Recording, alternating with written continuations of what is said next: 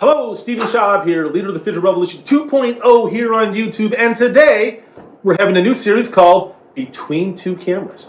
Today we're between a 1938 WELTA WELTUR 6x6 wonderful 120 camera, ZEISS lens, built-in coupled rangefinder. Everything about this camera is gorgeous. I use it all the time. And a very special 1936 ZEISS IKONTA Super D. This was a 616 film camera, but I had it modified to work with 120 film. Creates a beautiful panoramic image. I love folding cameras, and so on future posts here, I'm going to try to highlight some interesting cameras that I have. If you want to know more about these cameras, ask me questions in the comments and I'll tell you what I love and what I dislike about different cameras that I'm featuring. But today, we are talking about Diafine Developer. I've been using Diafine Developer since about 2007, 2008. I consider myself a guru in Diafine Developer. I've used so much of it. I've written countless articles on Diafine, on Figital Revolution 1.0, that I said, you know, I want to do an update on Diafine for Figital Revolution 2.0. However, back in March 2019, I really did a really great 10-point article on the pros, cons, tips, tricks, and how to use Diafine. It was kind of a final thoughts article. And after listening to it, I said, I can really do no better. So what I'm doing today is I'm going to reshare that audio with the visual here on Figital Revolution 2.0. But I have some really important news. There's a lot of speculation out there on the internet right now that Diafine has been discontinued. If you look around, B&H, Adorama, Freestyle, no one has it. It's literally out of stock everywhere. So I reached out to my friends who are the importers for Diafine, who I did an article with Sandy King years ago for View Camera, looking at Diafine, and I confirmed that Diafine is not discontinued and it will be back on shelves within a week or two.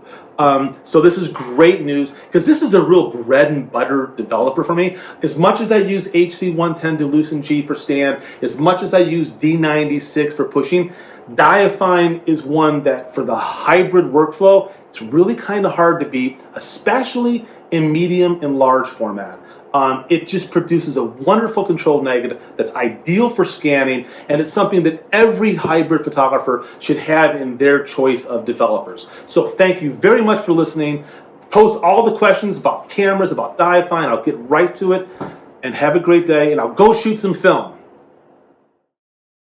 Hello, my name is Stephen Schaub, and I'm the leader of the Figital Revolution. And today I'm going to do sort of a conclusion on Diafine Developer. For those of you that have been following the revolution here since 2005, 2006, you know I've written a lot of different articles on Diafine Developer and different ways of using it. Well, today I want to sort of summarize what I've come up with in the last decade and a half plus of working with this developer and some little tips and tricks in the way that I work to help you get more successful images using this wonderful developer. First and foremost, one, Diafine is a fantastic developer for the purposes of the hybrid workflow.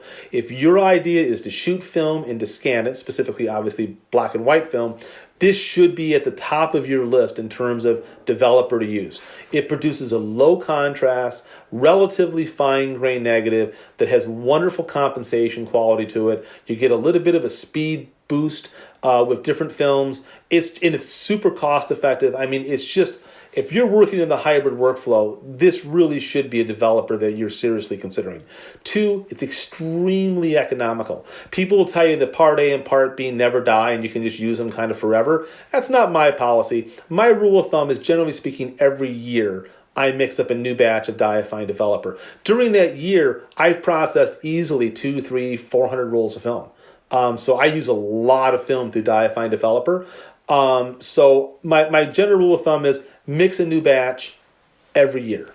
Three, go ahead and filter your developer from time to time. After about 50 or 100 rolls of film processed through my developers, I run it through a coffee filter, just a paper coffee filter, to sort of filter out the gunk that's coming off the film and to keep the developer really clean.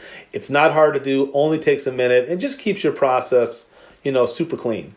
Four, I always mix my chemicals with distilled water. Always, always, always. So when you mix up your Part A and your Part B, control variability, make sure you mix it up using distilled water. Five, Diafine has a particular developer range they say you can use. Anywhere between, say, 68 degrees and 80 degrees is supposed to give you a really good negative. Well, there's a different look to the film if you process it at 70 and you process it at 80. One has a little more density and a little more contrast. So I've settled in at 75 degrees Fahrenheit just because I want to control variability and be standardized. So 75 degrees, that's my standard every day. 7. I've standardized at one time of 5 minutes. There's no reason to do Diafine at 3 minutes and 5 minutes and 7 minutes. 5 minutes is all you need. 5 minutes in A, 5 minutes in B. You cannot leave the developer realistically in A for too long or B for too long. Because the way the developer works is in A, the emulsion is absorbing all of part A that it possibly can. There's going to come a point where it can't possibly absorb any more of part A. That's about 5 minutes. And part B is going to then activate and exhaust off the part A in the film, and that only can go so far as well. My testing has showed that 5 and 5 is about all that's needed for all films. The advantage to this is you can standardize your process. 75 degrees, 5 and 5, and just go for it. It's awesome that way. 8. I do a pre-wet with Diafine Developer. Even though right on the packaging it says do not do a pre-wet with Diafine Developer, you absolutely should do a pre-wet with Diafine Developer. And it's important that you use distilled water for the pre-wet. Do not use tap water, use distilled water. We're trying to control the pH here. And when you do the pre-wet, so the way that I process, I'll quickly walk you through the way that I hand process my Diafine. I generally speaking use metal tanks and reels because I just like metal better than plastic. But I will have everything warmed up to 75 degrees and I'll dump in distilled water, warm to 75 degrees, agitate it for 30 seconds, and then I'll let it sit for 2 to 3 minutes. I never go more than 3 minutes. There's really not an advantage of it. And then when I dump it out, I really make sure all the water gets out of the tank. I really shake the tank to get all the water I can out of it. So there's really minuscule amounts, a few milliliters of water maybe still left in the tank, and that's not an issue whatsoever.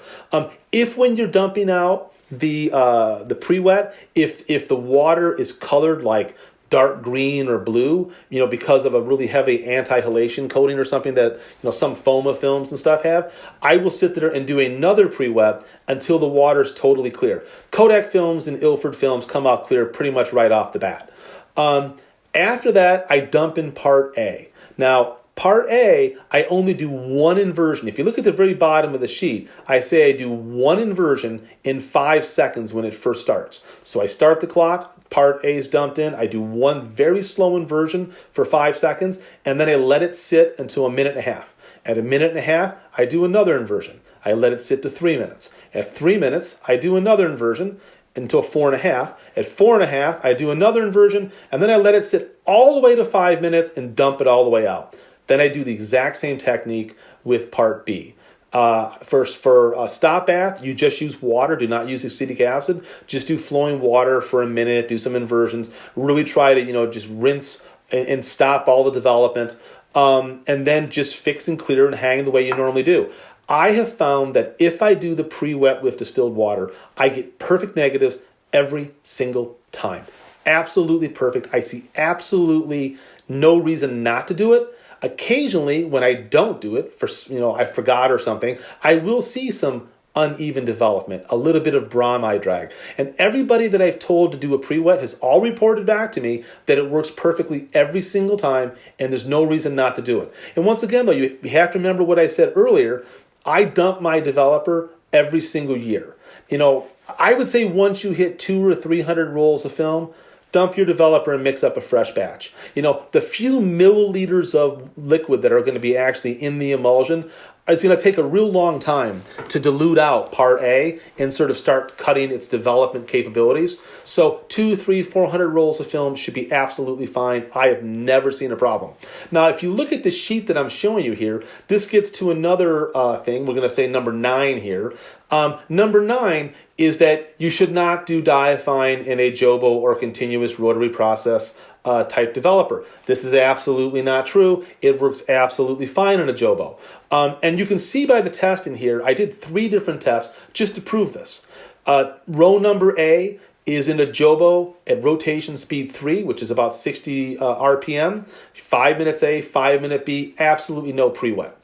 Row B is the exact same setup, rotation 3, 5A, 5B, with a 2-minute pre-wet. Look at the histograms. They're virtually identical. Look at the grain detail shots. They're virtually identical. The only place I see a difference is if you look at the negatives, 3200, where you did no pre-wet, has a little more openness to it, just a whisker. And if you look at the 400, it's a little brighter. What I find is that if you don't do a pre-wet, your film gets a little more contrast and a little more density. The pre-wet makes it to where it looks an awful lot like doing Diafine with hand process. So I always do the pre-wet just to keep it simple. Hold on here, my computer just turned off.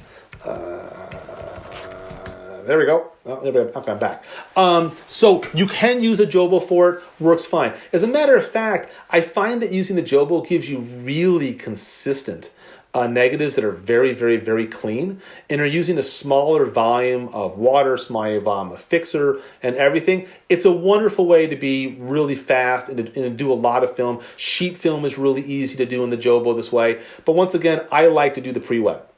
So you might be asking yourself, is there any reason to do this hand process? Well, if you look at row C, the one thing that I'll give C is that it has a little more compensation going on in the highlights, a little more control of those bright highlights, a little better than row B, and a lot better than row A, especially at the 400.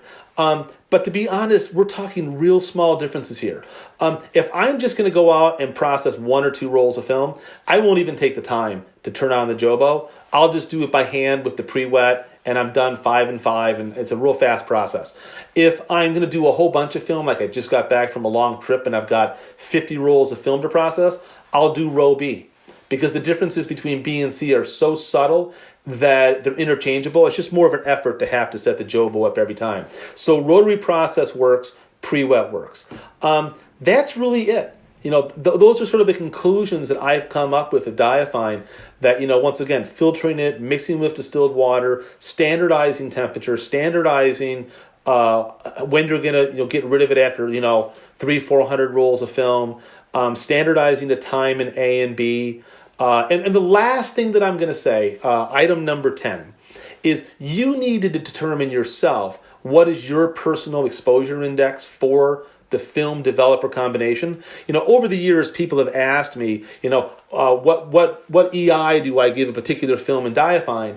And the problem is that what I'm looking for visually is different than what you may be looking for. So I always tell people, you can go online, and all these people have posted all this information, and an awful lot of it's not true, as to what a particular exposure range capability is for a particular film with Diafine. Always shoot a test roll. Always, always, always verify it for yourself. So shoot that test roll of film, and then from there, you'll be able to determine what look you like. I happen to like 400 TX right around 1000 or 1250. I happen to like Kodak 5222, which is double X, right around 800 to 1000. Some people like a little more, some people like a little less. I happen to be scanning on an Imicon. You might be scanning on an Epson. There's a lot of variables there. So it's important that you test first for yourself and know what that usable exposure index range is. My feeling, for my purposes, is that I can shoot Tri-X from 400 out to 2400 and probably get a usable negative that I can do something with. But your results might be different. So test and verify for yourself. Thank you very much for listening, and have a great day.